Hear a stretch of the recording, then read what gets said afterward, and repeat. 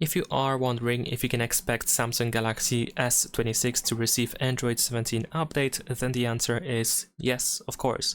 The phone has promised to receive up to 7 major Android upgrades or updates, and since we are starting with Android 16, Android 17 is pretty much certain to be rolled out on this phone. Unfortunately, right now as I am recording this video, there is no information about Android 17, that is when we can expect it to be released, like officially. There is no information when we can expect it on S26.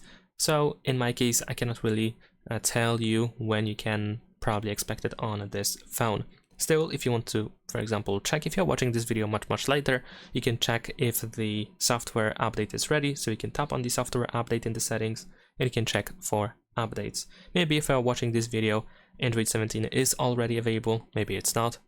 And that's pretty much it. Leave a like and subscribe.